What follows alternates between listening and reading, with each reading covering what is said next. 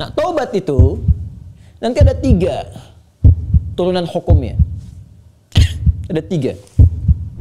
Ya, jadi dengan menyesal itu nanti digugurkan oleh Allah hal-hal terkaitnya sehingga lapang hati kita. Ciri orang taubat itu, ya, kalau dia sudah bertobat mendekat kepada Allah, yang pertama diberikan oleh Allah kelapangan hatinya, ada ketenangan.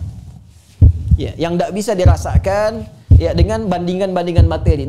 Bismillahirrahmanirrahim. Assalamualaikum warahmatullahi wabarakatuh. Apa kabar teman-teman semua?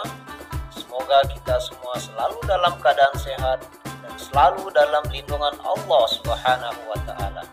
Berjumpa kembali dengan channel Sepertiga Malam Studio, Together to Jannah. Apa yang akan kita bahas kali ini? Mari kita langsung dengarkan kajian dari Ustadz Adi Hidayat. Tapi sebelum itu jangan lupa untuk subscribe, like, share, dan komen. Selamat mendengarkan. Allah tidak berkehendak bila ada hamba satu pun pulang kepada Allah dalam keadaan maksiat, dalam keadaan kotor. Maka sepanjang dia hidup diberikan kesempatan untuk taubat. Taubat ini nanti yang berpeluang membersihkan kembali kotoran-kotoran dosa dan menyucikan jiwa-jiwa yang penuh dengan dosa-dosa. Ini taubat namanya. Nah, taubat itu nanti ada 3 turunan hukumnya. Ada 3. 1, mengakui kesalahan. Salah ini.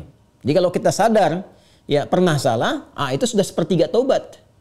Dan itu mahal sekali. Hidayah Allah mahal sekali. Itu yang tak dipunyai oleh syaitan. Syaitan itu tak punya itu.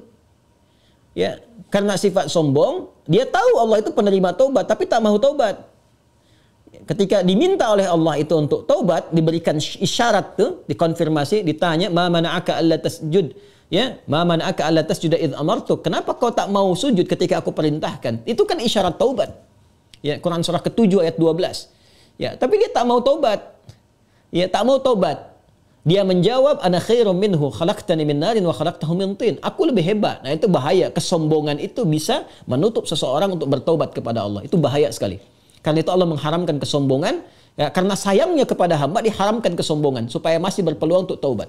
Itu bedanya syaitan dengan manusia. Ingat ya? Manusia salah karena ada nafsu, tapi manusia taubat. Adam manusia diberi contoh oleh Allah.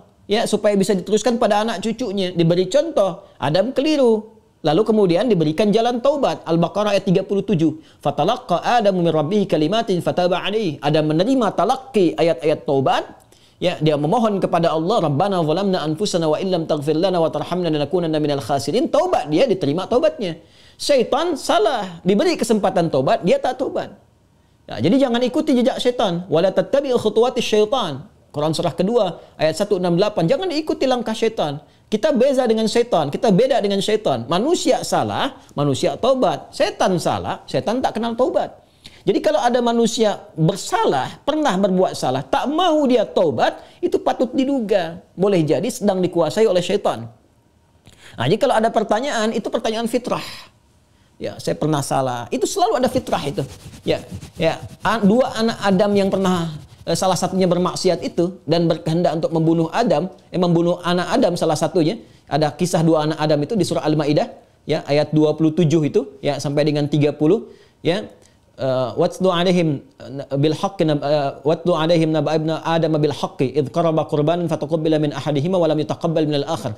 Muhammad SAW kisahkan, bacakan kepada umatmu, ya, tentang kisah 2 anak Adam yang diperintahkan untuk berkorban. Yang satu berkorban baik, yang satu tidak. Ya, maka yang satu diterima, yang satu tidak. Maka yang kecewa ini dia merasa cemburu, ingin membunuh. Nah, ketika akan membunuh ini fatawat nafsu lahu nafsuhu, fatawat tawa itu artinya naik turun. Ya, jadi enggak ya, lakukan tidak ya. Nah, itu di fitrah kita itu selalu ada bagian fitrah yang mencegah berbuat maksiat. Ada yang sifatnya mencegah dari awal, ada yang sifatnya menyesali. Ya, menyesali itu sambil mencela.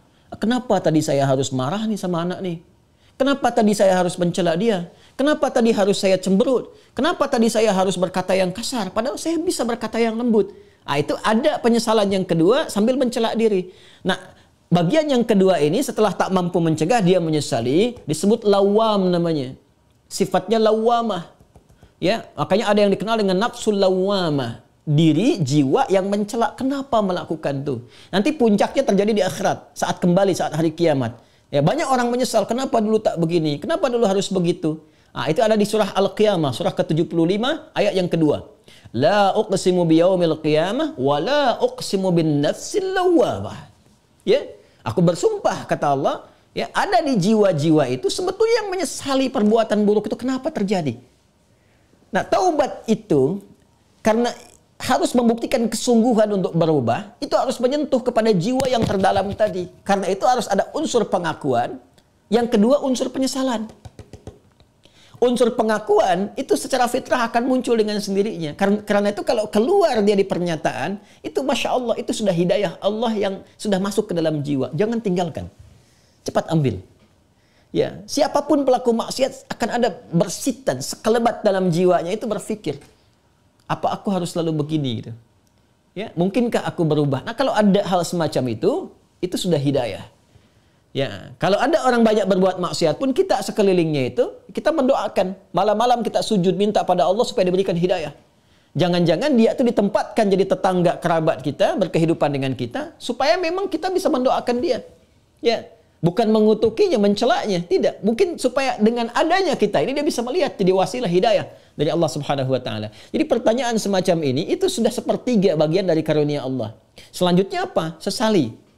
Sesali itu. Jadi mengakui. Nah, ini sudah disampaikan. Kedua, menyesali. Menyesali itu sudah bagian perwujudan ya, supaya kita bisa mengendalikan nafsul lawamah tadi supaya tidak dibawa ke akhirat.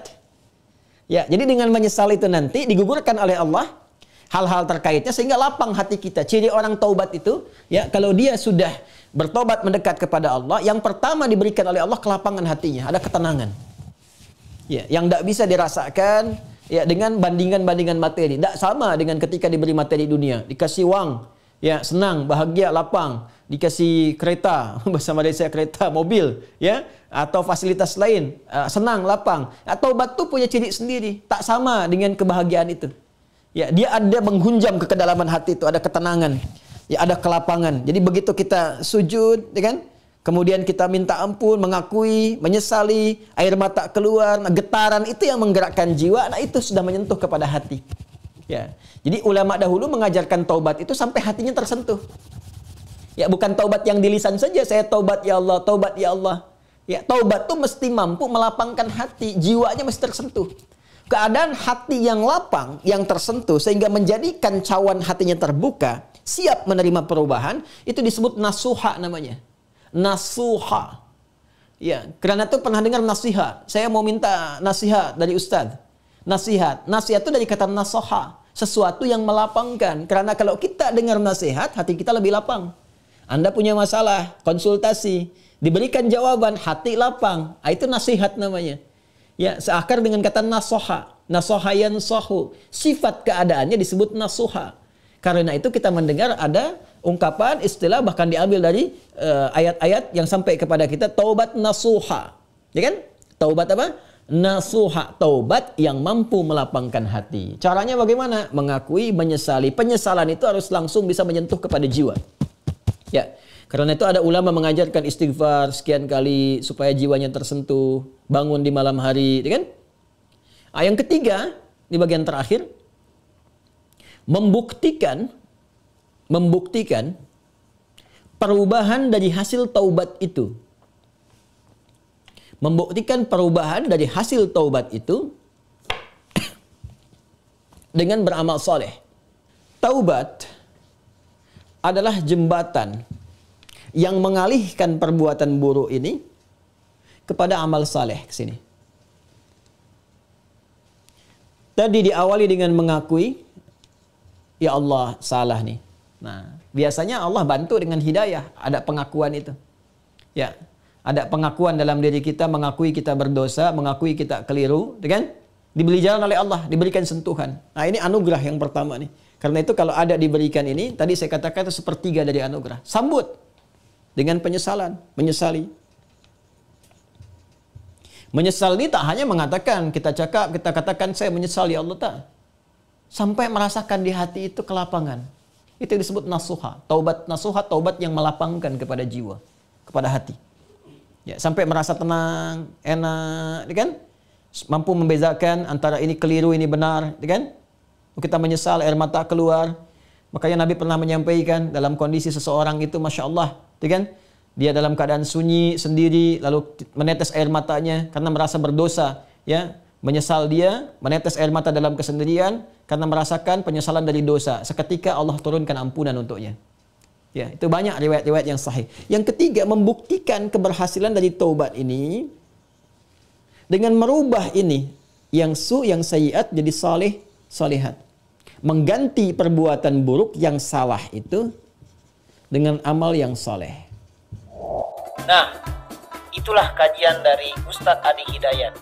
Semoga dengan penjelasan guru kita tadi dapat bermanfaat bagi kehidupan kita di dunia dan di akhirat, sehingga derajat kita dan kita bisa dimuliakan oleh Allah Subhanahu wa Ta'ala di yaumil akhir nanti.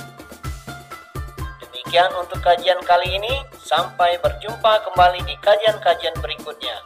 Subhanakallahumma wa bihamdika asyhadu an la ilaha illa anta astaghfiruka wa atubu ilaik. Wassalamualaikum warahmatullahi wabarakatuh.